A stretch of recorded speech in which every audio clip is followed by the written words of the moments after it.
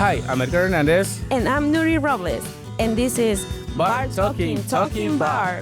Your access to the heartbeat of New York City's bar and hospitality scene. Hosted straight from the city that never sleeps, we sit down with bartenders, brands and ambassadors, hospitality pros, and cocktail lovers. Whether it's the art of bartending, the hustle behind hospitality, or the wildest bar tales, expect raw conversations and industry secrets.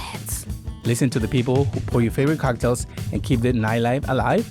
If you love bars, spirits, and the stories that bring them to life, follow us, share, and subscribe to keep the conversations flowing. The podcast that you didn't know you need.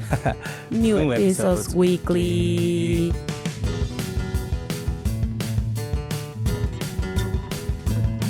Welcome back. I'm Edgar Hernandez. And I'm Nuri Robles, and this is Bar Talking Bar. Well, Welcome. Happy Monday, Tuesday, Wednesday, Thursday, Friday, Saturday, Sunday, Monday. Any day that you are listening to this podcast, thank you for having us another week. yes, so today we're also, again, very excited because we have an amazing guest. She's an OG in the industry, and we're going to be short in the introduction. So, Edgar, please. Well, Carla, welcome to our show, to our podcast, and thank you for taking the time and the day to be here with us to share a little bit of you and to share a little bit of this beautiful spirit you're working with. Without further ado, why don't you tell us a little bit about yourself? Start by your entire name, because I was confused. I thought it was Venezuela. And it's everyone thinks it's Venezuela. everywhere. But it's Carla Verenzuela. Venezuela. Almost like Venezuela, but with an R. Okay. Arriba Venezuela. And everyone, I mean, back in the day when I was in high school, everyone used to call me Miss Venezuela. Because, Venezuela. It's always been a thing. And Venezuela, I mean, I probably been in seminars and courses and whatever, and they always put Carla Verenzuela in the really? tag. And I'm like, no. It's Venezuela. Venezuela. There's not a lot of us out there, but there's some. Thank you so much for having me, guys. Thank you for opening your studio for me. Thank you for the partnership throughout the years of knowing you. And, thank you for having me here. Yes, the audience is watching us today and listening to us. Today or tomorrow or in a month, whenever, know. welcome, and thank you for listening. Yes, so to start, please don't forget to like, subscribe, and share, and then you can comment about Carla when it's finished this episode and see how it goes. But can you hear me? My throat is a little... No, you sound great. It's all the screaming you did last night with all this haunted house thing we did. Anyway. Yeah, but I think my copita estaba así. You know what? Maybe we should start with a little Sotolin. Yes. For the soul. I didn't get that message, but yes, she was started. I was like, I feel like we both are losing our voices somehow. Yeah. Well, that means that it was a good night. It was. For sure. So while our guest is amazing, putting some Sotol, she is now working with Sotol. We're going to go and talk about it. But for now, we're going to start with a little...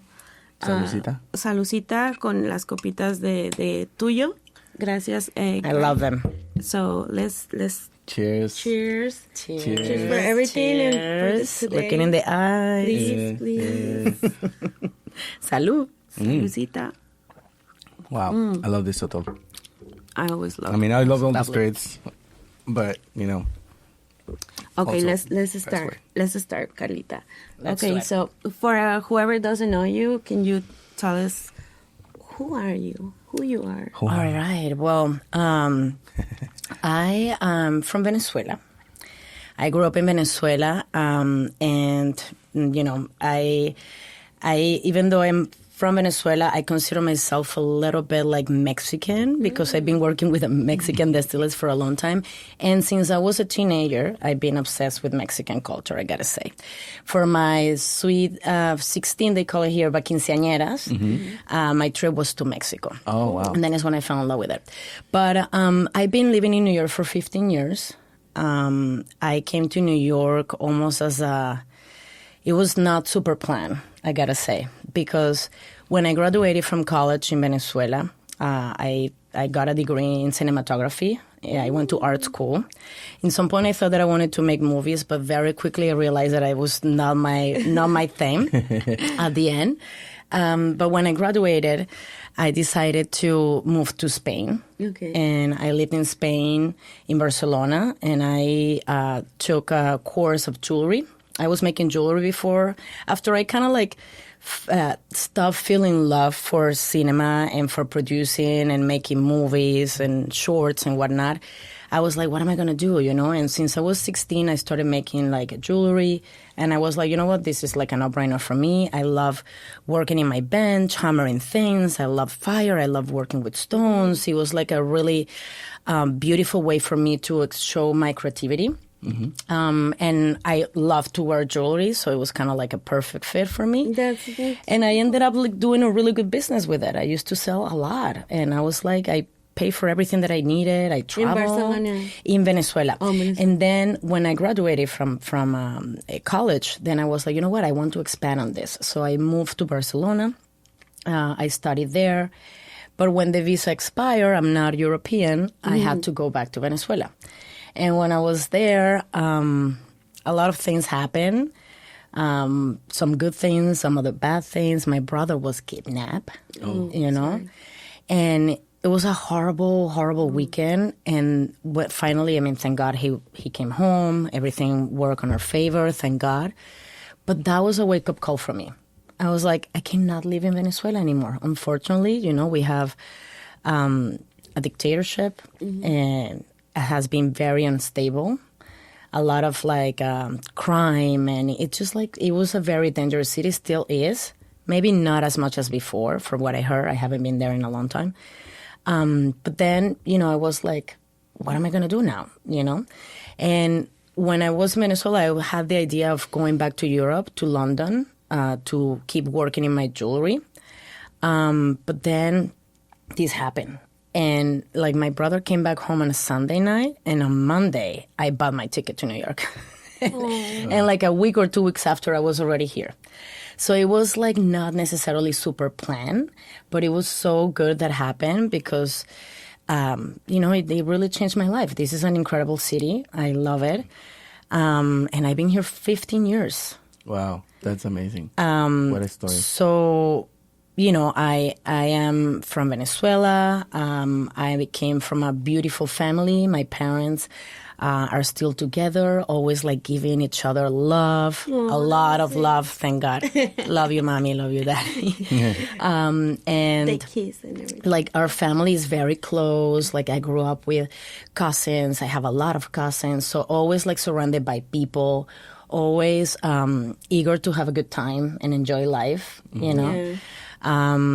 And so I can say that I came from a very happy family. And that made me like a person that wants to enjoy life, you know? Yeah. That's so cool. And, you know, when I moved here to New York at the beginning, I was like, gosh, I don't know. It was very dirty. I thought that, wow, why like being such a big and important city in the world, why so dirty? You know, I was like really impressed by that. And the first 6 months, I didn't love it.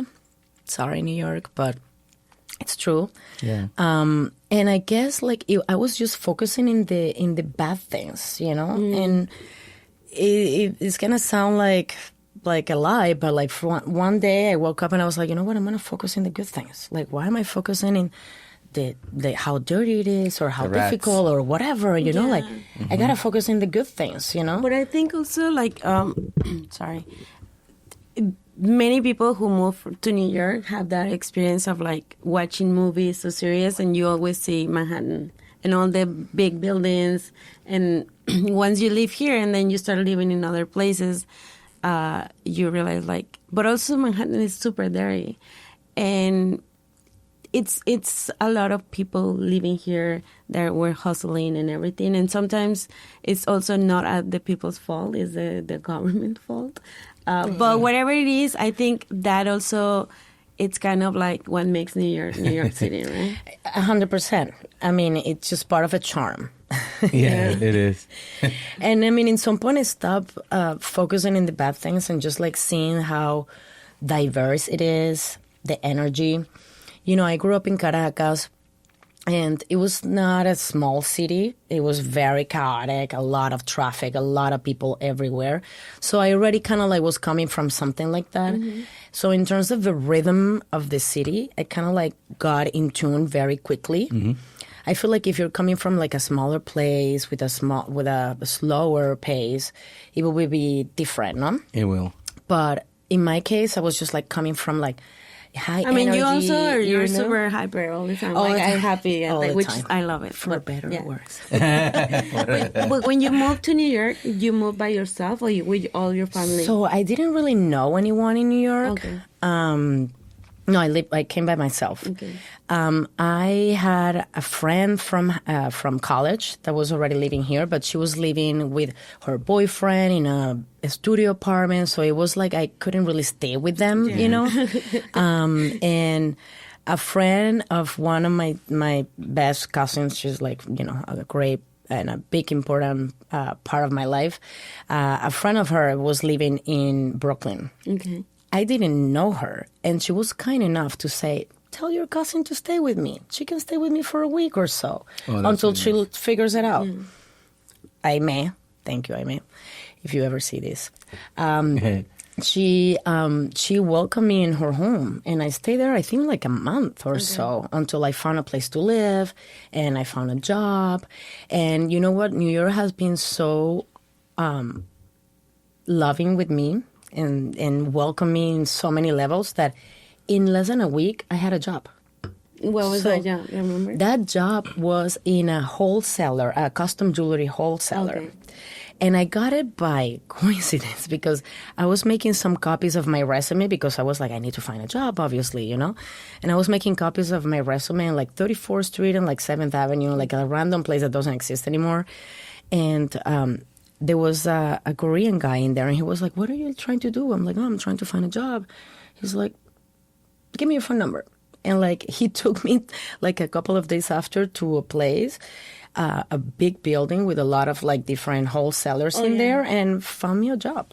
Wow, that's amazing. Like the jewelry job. Yes. So it was, like, when I started working there, the idea was that maybe in some point I will go to China and like do a little bit of production and have a say on the designs and whatever. And because I was doing jewelry, I was like, this is kind of like perfect. But very quickly I found that it was not the case. So a few months in the job, I was like, I have to do something different. Also, like all the clients and everyone that I was like dealing with every day spoke Spanish. And my English was not great, and I needed to improve. I needed to study. I needed to do something about it. So I was like, I really need to get out of here. So I like really learned, you know? Mm-hmm. Yeah. And someone was like, oh, why don't you just like start working in a restaurant? There's like so many restaurants in New York. And I'm like, well, I mean, you know, this could be an option. So I thought like I would like to be a bartender. But I didn't know how to start. So what I did was I took a bartending course. Well, and it was awful. Now that I think about it, I don't think they even like taught me how to make a old fashioned, you know? No? What did you think? The cocktails were like super old classic, like Rusty Nail, Pink Lady, you know, things like that. And put the Sprite with the gold, right? Like screwdrivers. I'm like, I've been drinking screwdrivers for a long time. I know that one. but it was just not a great way to start in the industry. But I guess it was my own start. So I'm proud of it. It's fine. Yes, I took a bartending course, guys. Every time that I go into a restaurant and try to get a job or ask for a job, they will be like, no. Thank you. Where have you worked? Oh, nowhere. No. So I got a lot of no's. But then in some point I got a yes. You know, someone that maybe saw potential in me. And I started working as a bartender there. Wow. But I didn't know anything. If I tell you about my first day. Yeah, tell us. Hilarious. Industry secrets. They're like, okay, Carla, you're hired. Come tomorrow at 10 a.m. You're going to start learning about the menu. I'm like, fantastic, awesome, perfect. went there with like high heels and a skirt. Because in my head, remember, I never worked in a restaurant, okay? So I thought that maybe that training would be like me sitting and seeing everything and taking notes and not necessarily like jumping right away behind the bar. So innocent. Pobre niña. You know what? I was just picturing myself. I was putting this in my head. You behind the bar with those heels getting stuck on the rug. In the plastic Thank God bag. they were like wedges, right? So I could survive. But like, you got to see. I mean, like everyone that worked in the restaurant were like, "What are you doing?" It was hilarious. Antes muerta que sencilla. I quickly realized that it was a big mistake. The next day I show up with my Converse. It was a very casual place. Mexican place, and everything was fine after. But I remember that first day too, I was like helping another bartender, and we got busy, and he was like, "Carla, pass me the OJ." And I remember my English was not super great, and we don't abbreviate in Spanish, you know. I was like, "OJ," like he saw my face of like, and he's like, "Orange juice." It was hilarious. I won't ever forget that face and the way he said it. I was like, "Oh gosh, Oh my God. I'm not gonna be here for too long." But I ended up working there for like probably a year, or maybe a little bit over a year, and I ended up being really quickly. You know, I got into the role very well, and I was very quick. So, like, they will ended up, like, putting me on service a lot, like, getting everything done. And it was a really good exercise to learn, you know, how things work. A lot of bartending is muscle memory because you do it over and over, and it's a repetition motion because every bar has their own cocktail program and whatnot. But, yeah, that's a really good story. I mean, telling us about this beginnings Kind of of your... embarrassing. But that's a really good thing. It's my story. Yes. So you always were a bartender? Yes. I mean, I worked as a server for a little bit, but I always liked to be behind the bar. I wanted the bar to be kind of like a barrier between me and whoever was on the other side. Right. And I always liked to work with spirits, to be honest. I mean, I always enjoy spirits, even before working in the hospitality industry. Like, I grew up in a family where, you know, they're drinkers. They like to drink their scotch and their rums. So I was always surrounded by that. So I always like it and appreciate it. You know, I went to the Santa Teresa distillery before I started working for them here in New York. Okay. And, you know, always was surrounded by spirit somehow. So that attracted me always from the beginning. I have this question. So I didn't know exactly what was like in Mexico we always drink like beers, or like before the cocktail, you know, boom, we always drink beers or like rum, Bacardi. What, like I know that in Venezuela they drink a lot of like whiskey, scotch. Right? Yes, a lot of scotch. And rum as well. We make rum. We also have an agave distillate called cocuy. Okay. It's made exactly the same way as mezcal, but obviously it can be called mezcal. The whiskey, the scotch thing, I read a book years ago that kind of tells the story of how scotch was so big in Venezuela. And there's a theory that said in the book that there was a big boat coming from Scotland going somewhere else, and for something that I can't remember what, they had to like get in Venezuela first. And they start like selling this product to like people that had a lot of money and whatnot, and just like little by little turn into a symbol of status. People that had money will drink whiskey. People with not a lot of money will drink aguardiente or rum, right? Or cocuy, that is the agave distillate, if they were in the west part of the country. Oh, okay. So whiskey always has been part of our culture, I would say. And they drink it with soda, like a highball. It's like the typical, or with water. Some people with coconut water. It's delicious. Oh, yes. Especially if you're in front of the Caribbean and with the beach, you know, make it a little tropical. Nice, refreshing. Yeah. So then after that one, do you remember when do you feel like, you know, now I own this place? Like you were like very, very good bartender. Do you remember that?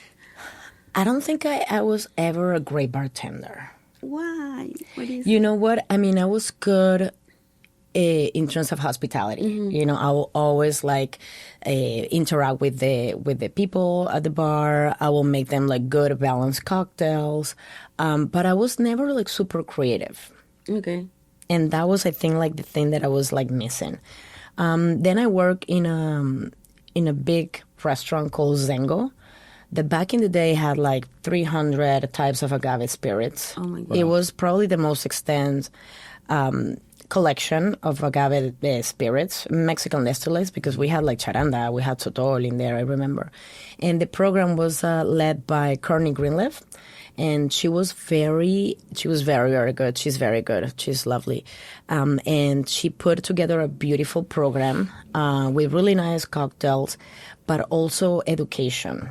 Like every Tuesday we had what she called Meet the Makers. So either the master distiller or the brand ambassador, the sales rep will come to the restaurant, teach us about the product, and then challenge us as bartenders to put together a featured cocktail.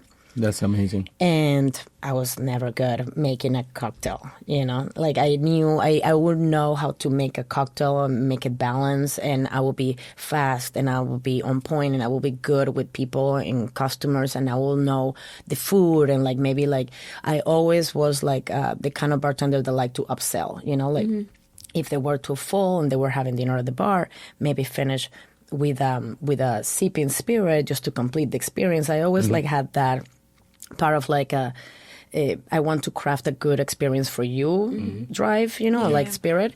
But I never was good mixing or creating something from zero. Like they call it like mixologist now, right? But, Right.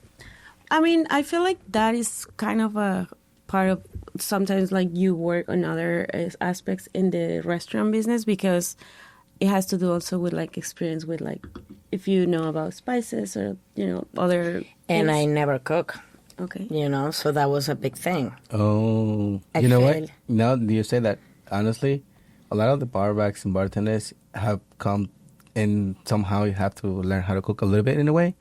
Because now that you say you move immediately to bartending, I think that's why you didn't get part of like mixing the syrups, mixing all this stuff. And Yeah, I never work in prep. yeah.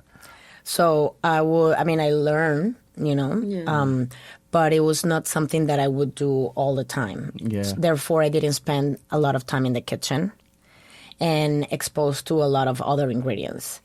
And at home, I really never cooked. So I was lacking of that, and that's why I was not, you know, creative in that way. But also, like, I feel like that is not also like a bad thing, because you were good at selling, and there's other people that are good at like creating things. Like it's balanced, right? Yeah, so it's a you balance. sell or you create. Yeah, and if someone else in the team was doing that, then we were covered. You know, we were good. Yeah, that's true. That's Yeah. why it's a team. It's a teamwork.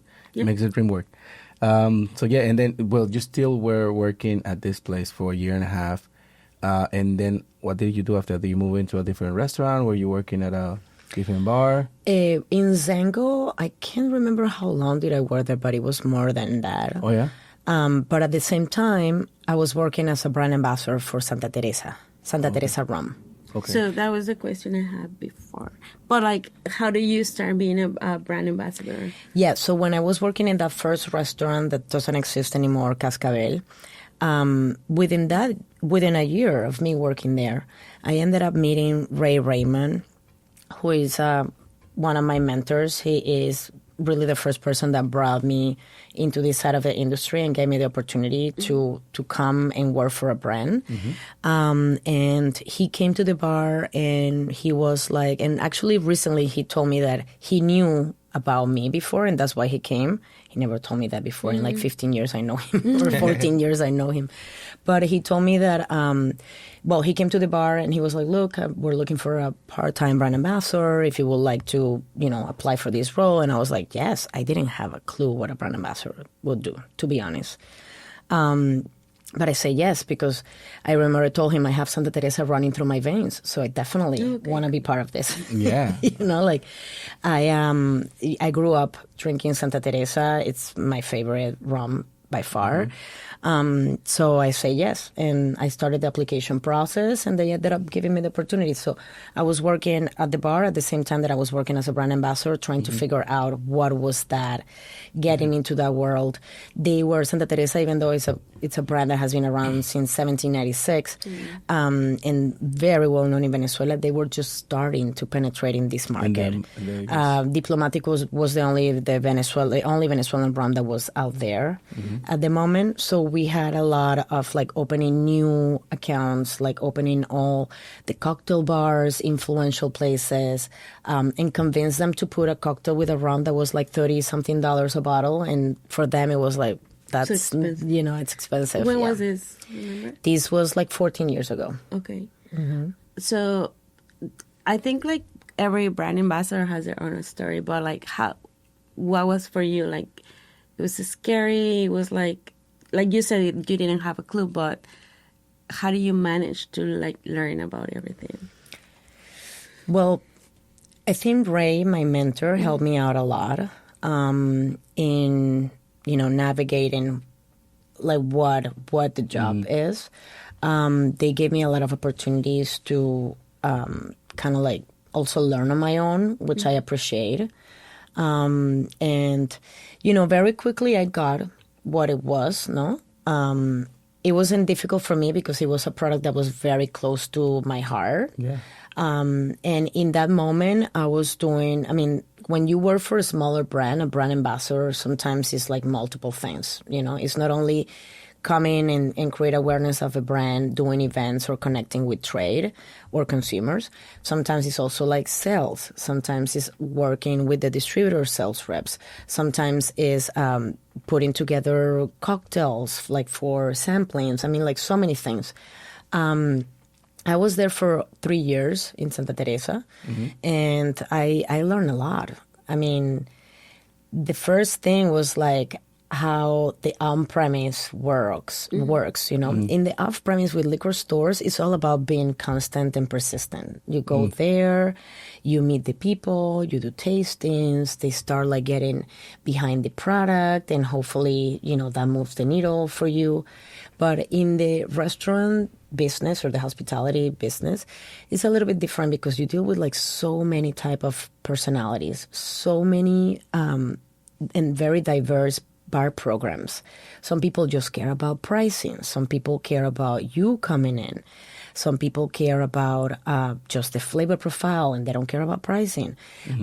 Some people have very educational programs where they just want to do classes.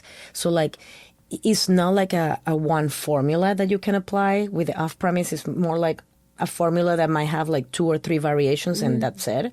With the on-premise, it's like a huge, wide way of working it. So for Santa Teresa, I was doing a lot of opening accounts, a lot of positioning the brand in menus, so people will be able to like be exposed to it and obviously generate some volume. It was a lot of doing events. And so it was a really good way to get into. But I learned just like doing a lot of bad things, mistakes, like, oh, Carla, you shouldn't do that. Oh, okay, next time I know, and like improving little by little about what the job is. And so what were your plans between being, you forget about cinema and then jewelry and then you were like hospitality industry. How was that for you? Well, I always wanted to combine things, like with the jewelry, in New York is very, very competitive. And I needed like a big cushion of money to be able to just like make a living with it. Like I'm telling you, months of like not generating any profit. And unfortunately, I didn't have that, I came with limited resources and I needed to like figure it out. But I think like one thing that I do really well is adapting. Okay. I adapt and I try to embrace like quickly and I see opportunities. I think like, that's something that I have. And with the brand ambassador role, I saw an opportunity to have a career that will be a little bit more, that could be longer than maybe a bartending career. at least to my eyes, no, in that moment. It was very different as bartending is now. Yeah. Okay, like bartenders weren't traveling the world doing pop-ups. We have seen a big difference between 2025, where bartenders have been, flown over the whole, world, doing different events with different brands. And I was gonna ask you that because when you started with Santa Teresa, were you guys doing something like that at some level? Because I know I've seen it at 50 work class, but I've never seen. Like that. Well, Santa Teresa, when we started, they didn't really have anything, I was like the number 3 employee in the country, I think. Very limited team. And also limited resources. In that moment, and this is my perception, and maybe I can argue with other people that have been in the industry for longer than me, how this evolved to this. But bartenders were bartenders. They were like taking care of creating a beautiful experience for anyone that was crossing or getting into the restaurant. Yeah. And they were like very engaged with that, and very, very professional people that were like putting their heart, like making things like top notch, like another level. But social media wasn't what it is right now. Like I think Instagram started probably in 2010, like the year that I came here, around there. But I think like started getting like really, really popular maybe like in 2012 or 2013. Yes. And after that, like little by little has been a tool that people really can use to expand their brand. Exactly. Now bartenders are a brand. You are a brand. You guys are a brand. I'm a brand. Everyone, like in a way, turns into a brand, no? Because it's just a platform to sell or like show what you're capable of doing. Mm-hmm. And I think with that, then the connectivity with other places start like thriving. You have people like Leo Robistek from Nomad that always has been incredible and so talented, that were then connecting with other people that were very creative as well in like Singapore, London, and whatnot. And then like these like pop-up culture kind of like started coming to life. Mm-hmm. I remember the first pop-up that like I helped to put together was when I was with Casa Dragones, and this was like 10 years ago, maybe 11 years ago. And it was a lemon tour pop-up in PDT, I remember. Oh.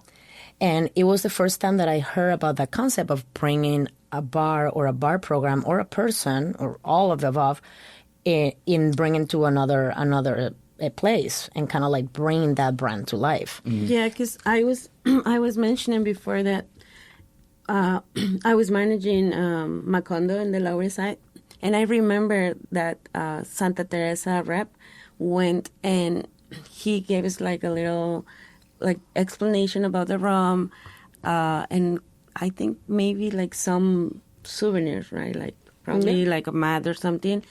And yeah, I never seen like pop-ups or like, masterclass that we have today and events that we have today, which are crazy sometimes, like crazy good, Crazy good. Yeah. It's a lot of information. Honestly, it's so good for all the new bartenders, actually, the new bartenders who are watching right now. If you find Carla, please ask her for a taste. Yeah. We're going to have her name around here. I don't know. Here, maybe. No, we would joke about it. But no, that's amazing. And it's so fun and so, how can I put this into words? It's productive and informative for a lot of the bartenders that we are want to learn, and a lot of the bartenders who are coming up and learning, Because like you say, there was probably no tools at the very beginning. Now there's so many tools. If you want to take the advantage, if you want to learn, you just have to reach out. You just have to ask questions of probably just go to Wikipedia or whatever, to learn a little bit about it. But when you want to taste spirit, I always encourage them to taste it. Anything you haven't tasted. 100%. Yeah. It's the only way to believe. Only way. That was the only way. So how long you work for Santa Teresa? Around 3 years. And how did you move to Casa Dragones from there? I went to Casa Dragones after that. So I was working in a lot of Mexican places, like Zengo was part of Richard Sandoval's. That's the place that had a lot of they had the library where all these distillates were in. And I really started getting to know Mexican distillates back then. And then it's really when I fell in love with tequila. Mm-hmm.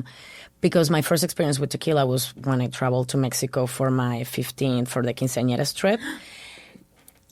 No. Okay, I'm sorry, but it's different in my country. We always drink it. We always say that. And I remember not having a great experience. I remember the next day not feeling great. And I kind of say, I'm never going to drink tequila ever again. And then when I started working in Cascabel, the first place, I was like, oh, this is actually really tasty. Oh, this is amazing. And we had a bunch of different type of margaritas. And I love margaritas, one of my favorite cocktails forever and ever. Doesn't matter the time of the year, always. Yeah.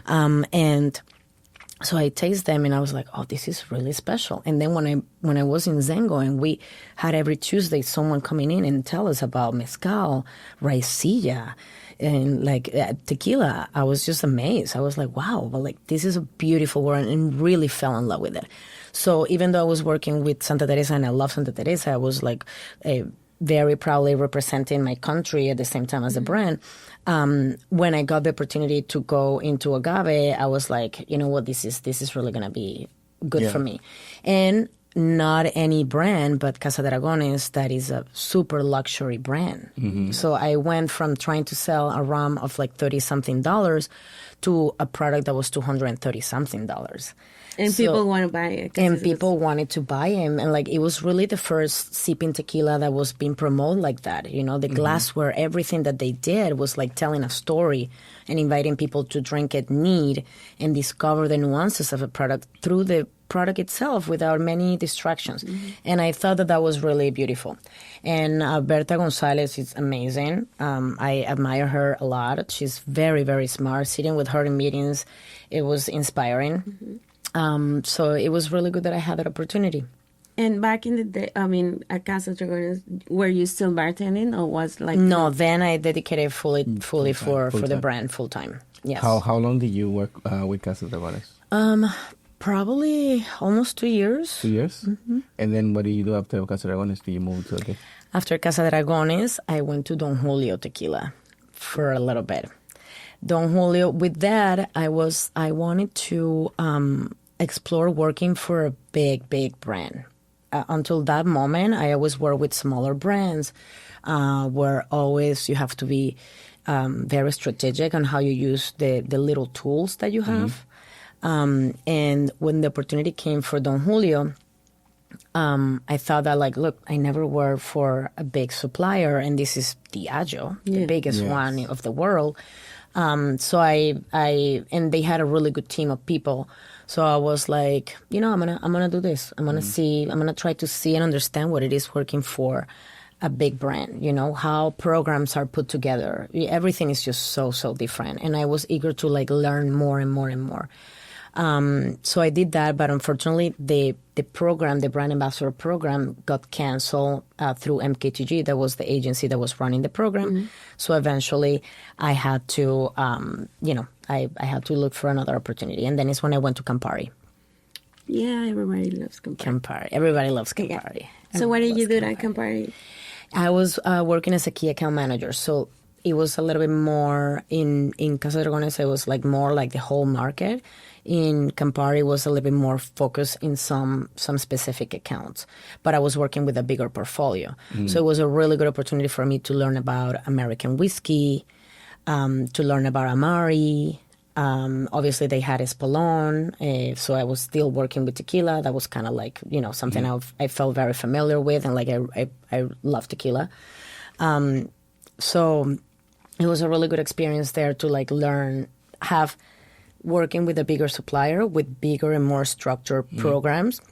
When I call programs, it's specific events and ways of pushing the category or the brand forward, coming from brand teams. So it was a little bit more structure, which I wanted to learn with Don Julio, and unfortunately didn't have enough time to do.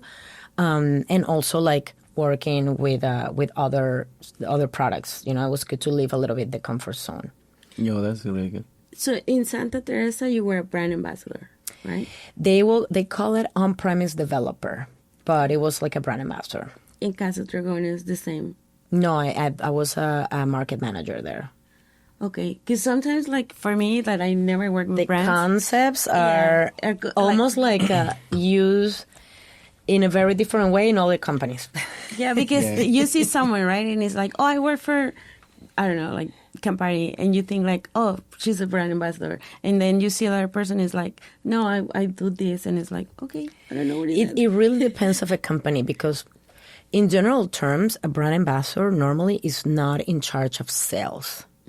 Okay, they are more like, let me craft specific experiences for all these accounts that I'm working with, or where I see a good fit for the brand so people can get to know it.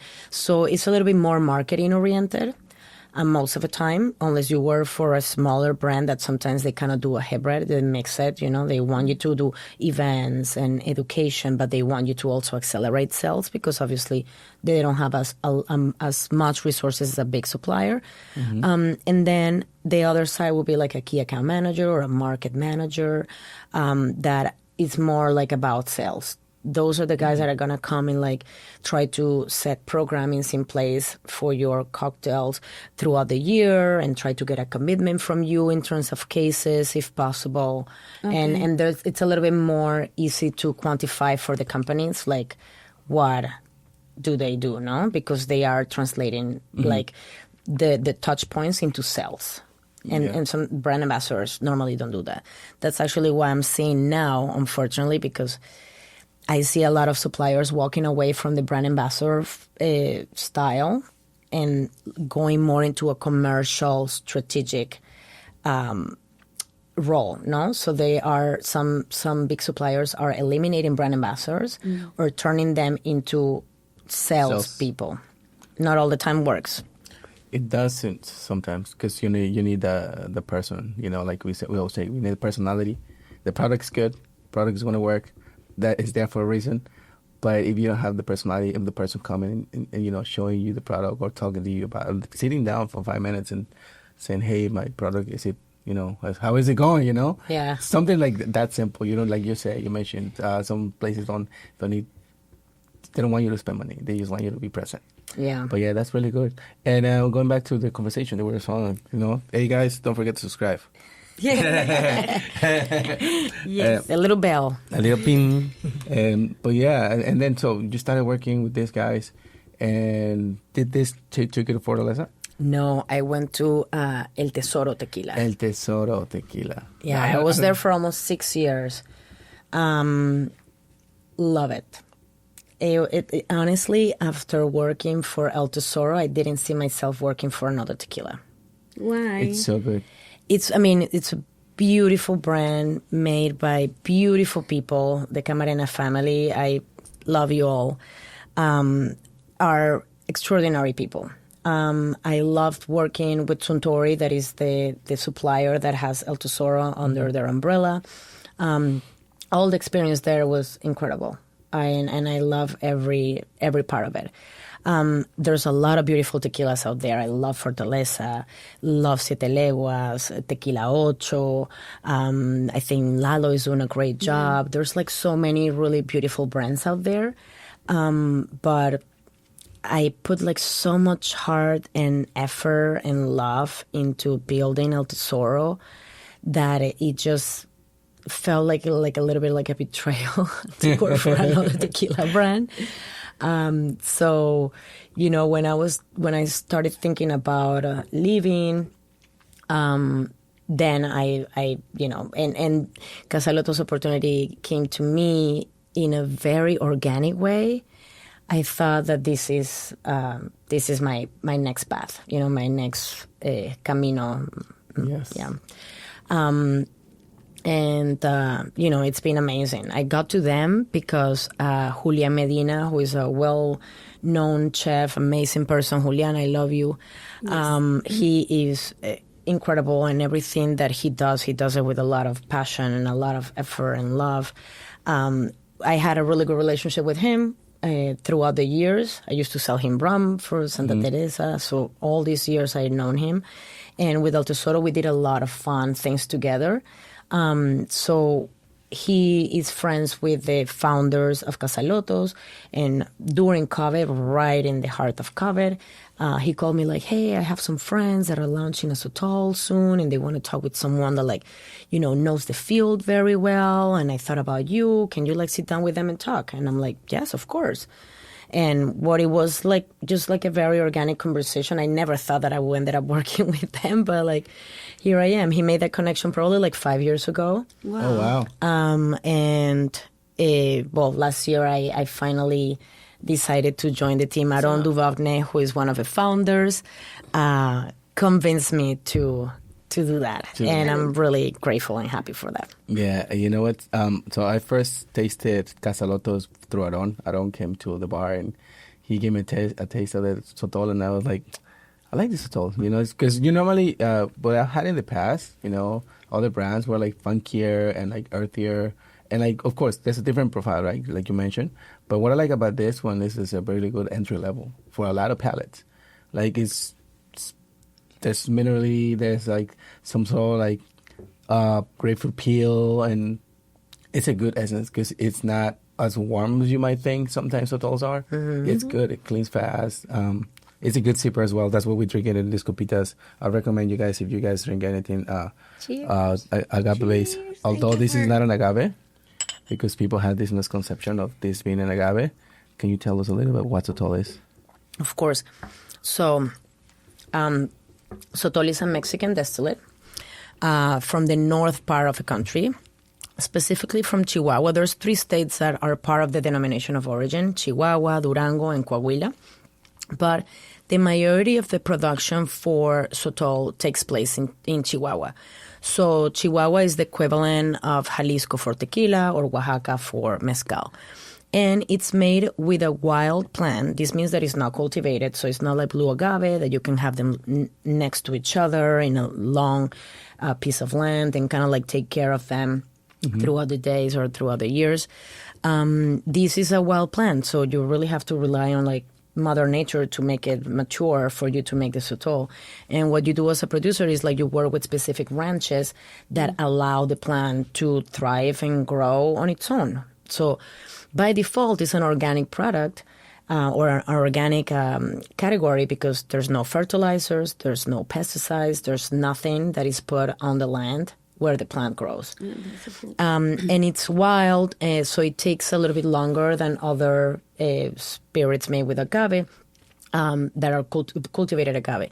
This takes between 12 and 22 years to reach maturity. So, and they grow in the weirdest places. I went to Chihuahua and like you see like a cliff like this tip and a piece of rock in there, and on top of a rock, there's a Dacilarium, Sotol plant growing in there. So they're very resilient. The ones that grow in the desert can live with less than 100 mLs of water a year, which is like nothing, no? Like more like an ounce and whatnot. So they're very, very resilient. Because of that, they get like, specifically the ones in the desert, they get stressed. So they start absorbing more minerals from the soil to be able to live without water. And therefore, the Sotol coming from this type of terroir is going to be more mineral than others. Yeah, makes sense. So it's beautiful. I've been falling more and more in love with Sotol. The more I learn, it's a very terroir-focused spirit. I would say the most of Mexican distillates. It really depends where it grows. It has different nuances. You did a session with Cardenci as well, with Steven, and you know they do a great job also, like showing the different terroirs, no? And I think you say before there's a lot of like funkiness and earthiness in other spirits, in other Sotols, because they're mostly made with underground pear, and they bottle like a 90 or a little bit above that. And we wanted to do something that would be a door to be open for people that wanted to learn about the category. We want to show the the true spirit and the of the plant, and show its character without a lot of distractions. So people could get to know the plant a little bit and get curious and hopefully start just like another journey, the same way that maybe discovered tequila and then mezcal, now Sotol. So hopefully, yes, and that's why we also bottle at 80 proof. You know, we don't want to scare anyone with a lot of alcohol and a lot of smoke. I'm not saying that that's a bad way to make it, because there's beautiful Sotols out there that are made that way. But for the case of Casa Lotos, the idea was making something that would be approachable and will invite people to discover the category. So it's a very good entry level or a way to discover what does Illyrian taste like. Yes. For me, honestly, when I tried Sotol the first time, also it was like, I would say like 10 years ago, because I'm not a tequila person. I love margaritas, actually. But as itself, I'm not good at it. I feel for me it's very, like, burns my tongue very easily. Mezcal, on the other hand, I don't know, it's too strong for me, which I also love mezcal. But when I tried Sotol, it was like, oh my God, this is completely different. And I love that it's easy to drink. I never had a bad sensation of like burning. And the flavor, I think I found it with more profile. And I love it. And lately that it's getting into like this on trend, like, welcome. Yeah. welcome to this side. I got converted. Yeah. I've been trying, like, for example, a paloma with Sotol, and I was like, fuck, this is so good. Yeah, the palomas are really good. Really good. And I had the opportunity to try Edgar's, the one that you did with coconut or key lime. Oh, it was a coconut key lime. I heard. It was probably last year. It was so good. It was kind of like key lime dessert. Oh, it was so good. I love key lime pie, so yeah, you got me on that. So I feel like this is very good for people that they want to be into the Mexican spirits, and it doesn't, take you to like, oh my God, this is so strong. I feel like it has its beauty. Yeah, I think it's just like very clean and very complex at the same time, because it's not just about sweetness or spiciness or the minerality that I mentioned before. It's a game of all of them together, Yeah. I tried martinis with Casa Lotos, and they're fantastic. So I feel like there's something in here that is very special, and like the fact that it's a versatile product is going to help us a lot to position the brand and hopefully the category, Well, yes. And I you know what? Now that you mentioned that, the category, I've seen a lot more Sotols nowadays than what I used to see back in the day, because there was only one or two brands somewhere there, like in the back bar. But now the fact that I've seen it on menus and in cocktails, and like you said, the diversity and all the bartenders, actually, we have to thank the bartenders, because their creations and the creativity and the time, and trying to get this information. Because when you create a cocktail nowadays, you have to know what you put in there. It's not just, I wanted this because it's profile. No, I want to know where it comes from Chihuahua. This is from the cerealium plant. It goes into the desert or in the mountains or whatever it comes from. Who makes it? The master distiller, his name is Gerardo Ruelas. He's also from Chihuahua. Like all of this information we want to know, Yeah, of course. I mean, like, Gerardo, we partner for the project with Gerardo Ruelas, who is an incredibly talented master distiller. He's been distilling since he was 10 years old. Wow. At 14, he was already running the distillery. So wow. If someone has something to say about Sotol, it's going to be El Maestro Gerardo Ruelas, wow. Yes. His love for Sotol really comes running through his veins, because his grandfather used to make it, his father used to make it.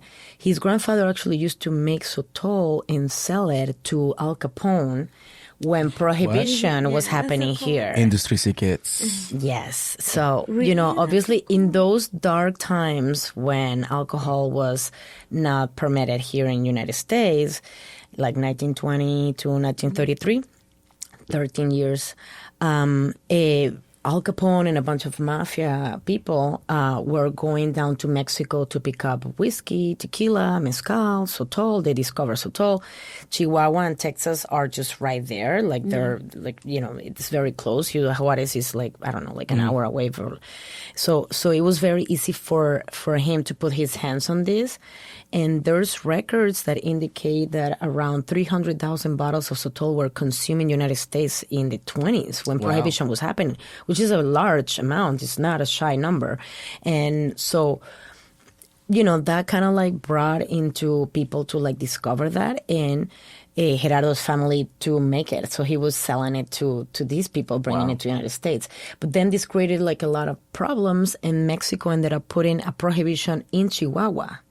So the producers of Sotol, now they weren't like legally able to do it. So they had to go underground. So they had to go like deep in the desert and put their little viñetas in there to make the product, or like in the mountains, really hiding. Mm-hmm. So it became like a moonshine. It was like a clandestine spirit. And these lasted until the 80s. Wow. So it took 40 years, 50 years? Like, yes. Like I'm don't remember exactly the year when the prohibition started, but around 83, 84 is when it was like completely lifted, and then people felt secure again of making Sotol. You know why that happened? Because they celebrated my birthday when I was born in 83. Me too. Boom. 83 people. No, I mean, like, but imagine as a producer, like, you were learning this from your previous generations. It's your heritage, and then you're, like, stripped away from it. Or, like, you always felt that, paranoid feeling of, like, like, I can't make it because the cops might come. So then it's actually when they started, like, putting the product, they will make a batch, put it in glass, and they put it on the ground, bury it on the ground, to protect it, just in case the cops will come. It'll be like, oh no, my aunt just passed away. It's just right there. Don't mess up with the grave, And then really just have a bunch of Sotol down there to like then drink it after. And without knowing, they were aging it in glass. Is this where the concept enterrado comes from? Yes. Buried? In Spanish, enterrado. Entierro, yes. Entierro. That's something that Gerardo Ruelas also do. They do it every year in the distillery. They buried some bottles, and then a year after, they take it out. And that imparts minerality and like earthiness, and like give it a different profile. So it's pretty interesting, and I love that they keep doing it to kind of like remember the hard times. Huh? Oh, wow. That's cool. Crazy. That's amazing. We had the opportunity to witness the first Sotol week in New York City, and we were talking about it, but you can tell us more about it. What happened? Where did this idea came from? And first of all, thank you for starting this idea, because it's a great idea for a lot of the Sotol brands out there. Thank you. Well, the idea, there's Negroni Week, there's Mezcal Week, there's like a lot of other fashion weeks. So it's not like the most innovative idea, but when I started working with Casa Lotos, I remember, I've been working in this market for 14 years, so I have a lot of friends in the industry, and they were like, Carla, why did you go to a Sotol? You couldn't pick a more obscure spirit, and now you want me to put it in the menu and do all these things. And I'm like, yes, believe it's going to happen. It's going to turn into something. And when I started, it was like literally just like a couple of brands out there activating and with a team of people. And now there's more coming in, right? So like back in March or February, I started thinking like maybe we should do a Sotol week. But it's not going to be the same if Casa Lotos sponsors a Sotol week and invite other Sotol brands than if we do it through a more democratic platform with someone that maybe has already that recognition of doing things that push forward Mexican distillate. And I know Chema, Jose Maria Donde from Panorama Mezcal for a long time. We've been working together, I think, like 11 years since he started Panorama. And I was like, Chema is the man. I mean, he's the man in many levels. And in this one, I think that his platform will make it more democratic and make it more inviting for other Sotol brands to come and join and help the whole movement that we all want to be part of, that is pushing the category forward. We want more people to drink it, experience it, discover the different nuances and all the different expressions.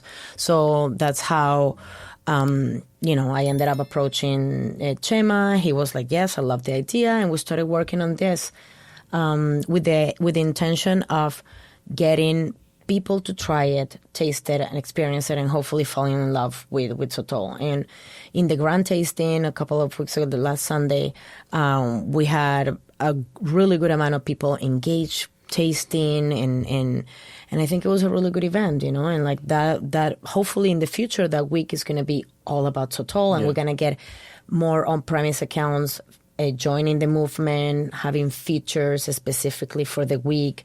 The whole idea was also like make it interactive with the hospitality business, because we are no one without the people that work in hospitality. Yeah. I always say that, like, if you don't win the hearts of the bartenders that then become an extension of the brand ambassador team, you're not going to get anywhere. Like, yeah. And that's a good thing that you just mentioned, being part of making a partnership kind of with Panorama Mezcal, because Panorama Mezcal has been doing this for 11 years. They've been promoting spirits, not only Mexican spirits, but like also part of the bartenders.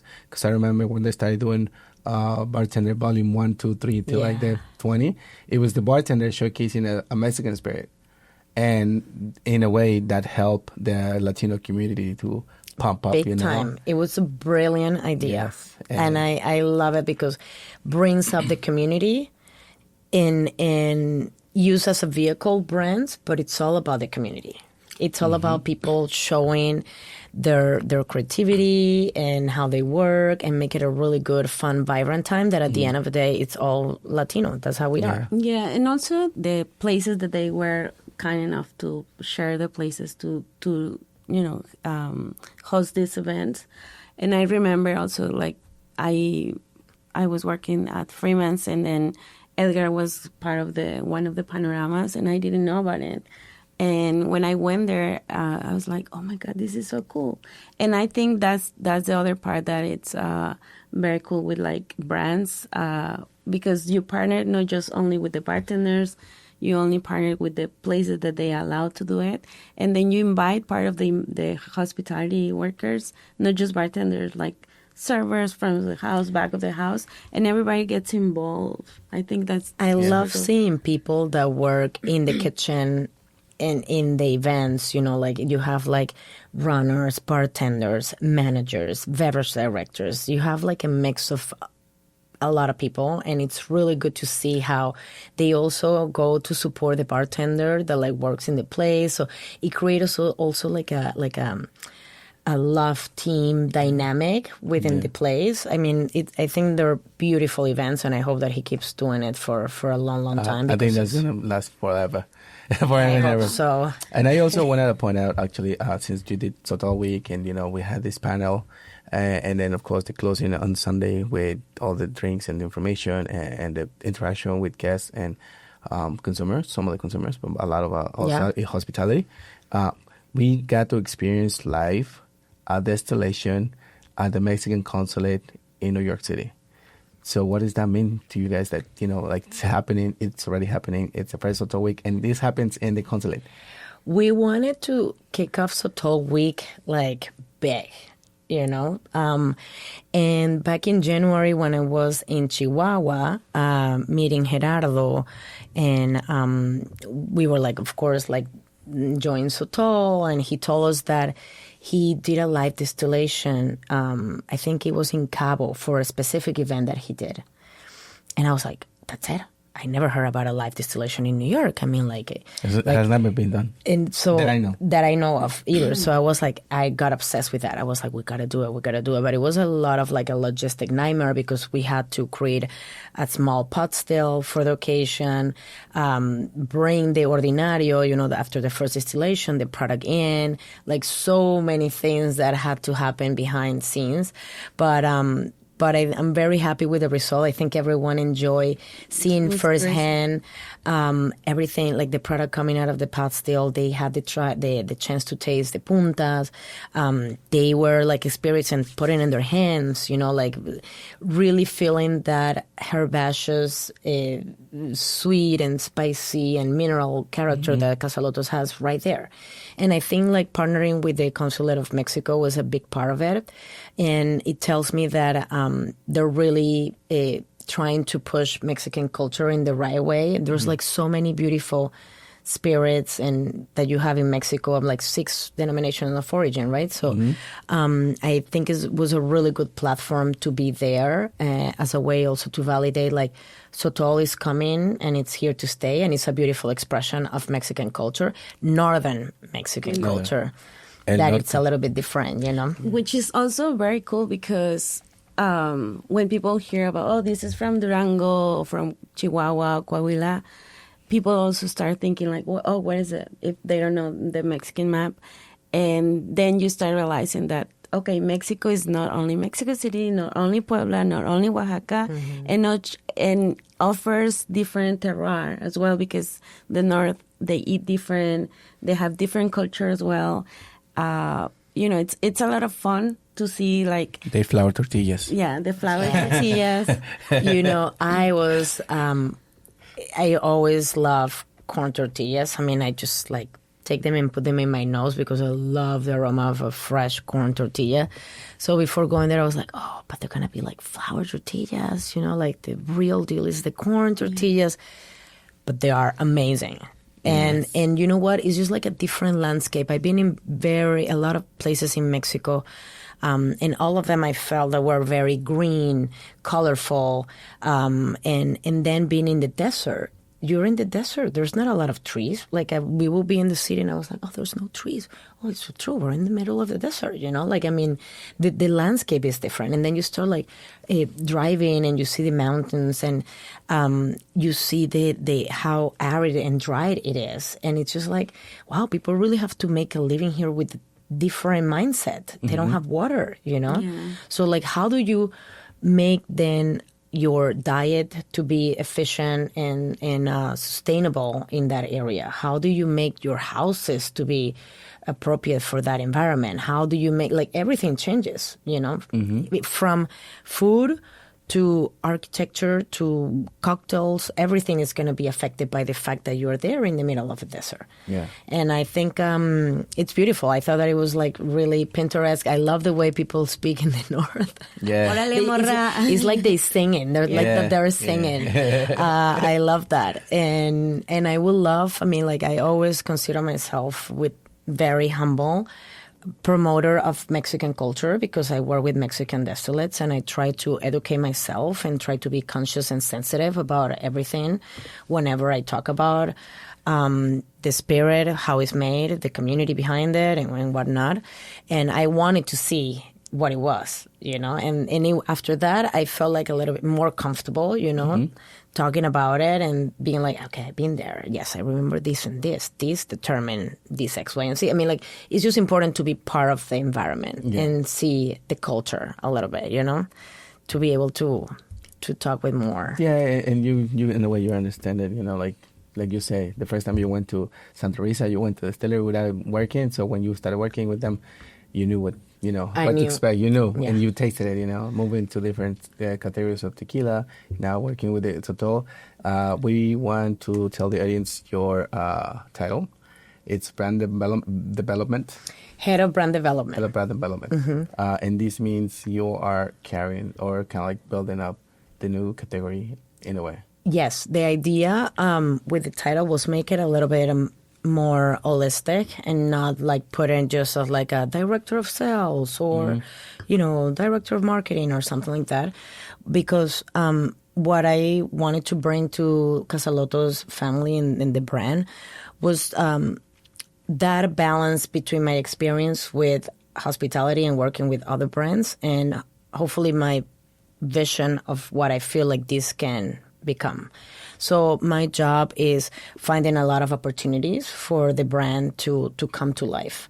And this will include opening a new market, helping creating the strategy for those specific markets, how we're going to like positioning the branding here, where should we try to get the partnerships first, the team that is going to be involved there, representing the brand, also like, helping with the partnerships that might come along the way, if it's like with a magazine or with a designer or, whatnot.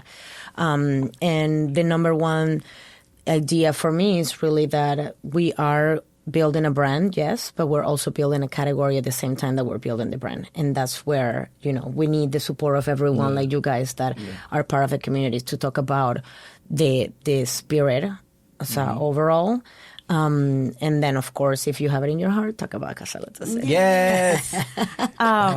So coming to family, so what your family says about all your history, we're like obviously working at Casa Lotos. My dad was like, wait a minute, you can drink while you work and you get paid for it?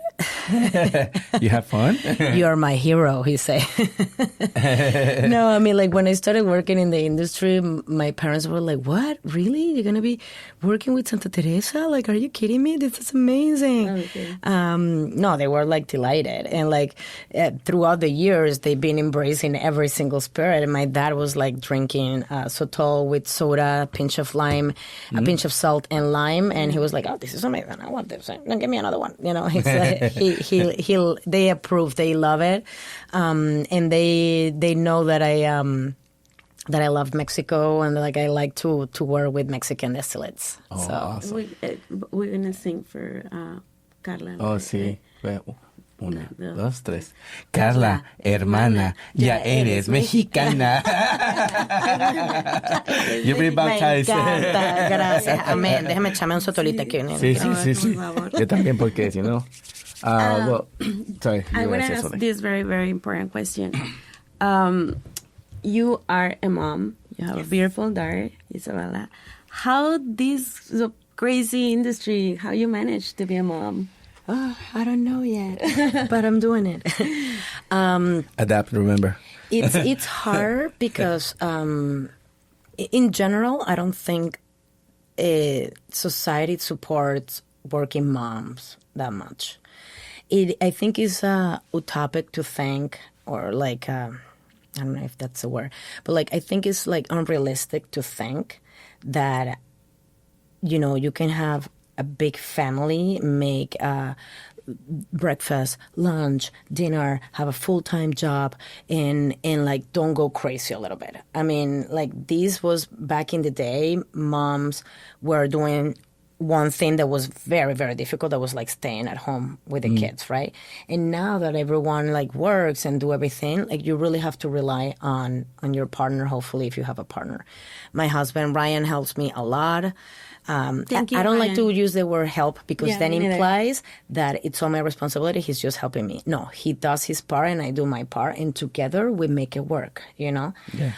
Some days I can't pick my daughter in the daycare and he goes and takes care of everything, the routine and whatnot. And some other days I do it because he also works in the industry. So we both have to balance everything out. But you know what? We do it. Like, I love this industry. He loves this industry. This industry brought us together as well. So we would like to be working in the industry. But there's like sometimes sacrifices that you have to do, Sometimes I miss moments in my daughter's life because I'm doing an event or I'm traveling. You're doing your podcast. Or, she's in daycare right now, so I'm good. I'm in the safe zone. But yeah, it's hard, but it's doable. It's all about being organized and managing calendars. Yeah. Thank you, calendars, Google. Thank you for inviting. And your husband is for creating calendars. Your husband is a bartender, or no? My husband works for Moet Hennessy. Okay. He works in the marketing department. Okay, both. So he doesn't have to go out as much, but like he still does. Okay, well, yeah. I mean, it's good that you have a partner also who works in the industry because also understands your style of life, and it's tough, Yeah. especially. But I'm very proud of you. I really admire you. Like I told you. We are very proud of you. Yeah. Thank you. I'm proud of you guys and this podcast. Thank you for being I here. love it, and for everything you do. Thank you so much for coming. I think we're wrapping up, but we're amazing that Carla, who's an OG, is now making Casa You're Lotos. making me feel old. Carla Verenzuela. Carla Verenzuela. No, but I told you before. I used to be your groupie. I was like, oh my God, because it's in this industry also. It's not like all that women are leaders or like doing like big things, and sometimes there is not the opportunity for everyone. And sometimes also, like we said, the community is amazing. That I remember when I met you, it was like you were open to like whatever question or whatever I want to tell you, and that it's awesome because that's what women empowerment is. So Yeah. We have to Uplifting support each other. Yeah. And be nice. I feel like people have to be just like nice with each other. You never know what kind of bad day the other person might be having, and you coming with a destructive energy or comment or feedback might make it even worse, And I think, the time of like proving ourselves it should be gone. Like women and men, we're the same, and we have different skills with different experiences and different circumstances. But nowadays, I feel like coming, like we were saying, right? Like coming to a person and they want to be tough as well. Like in the past, I think we move forward in a more assertive way. But that openness that you have with everyone, not just with me, you're like super cool and beautiful, and your energy brights every room. Thank you so much. And that's my though. That's Yeah, that's that's why I always tell Noria, like, she's always smiling. You're always smiling, and that's very contagious. Maybe because you don't see me in the morning.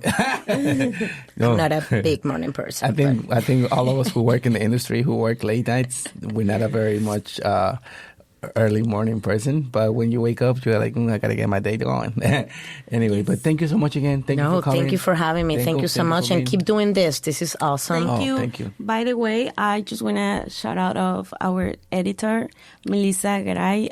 She's been awesome with us. She's been working with us since the beginning and giving us the opportunity to show you how we like these episodes. And she recently won an Emmy, so we are super proud that having an Emmy one year. Congratulations. Yeah, so thank you so much, Melissa. Killing it. Yes. And before we go, I just want to ask you to support us. We have an application called Buy Me a Coffee. And if you want to, tip us a little bit, it's not because... Support the show. Yeah, support the show. We want to make this bigger and, bring more people and definitely show you... Also, if you guys have any questions or if you guys like to have someone sitting here in particular or some whiskey, tequila, mezcal brand that you guys want to know, send us an email, send us a message, let us know what you guys think, what you guys like, and we'll make it happen. And please follow Carla. We're going to put also Casa Lotos social media and everything. Please. And whatever you see, we support Sotol.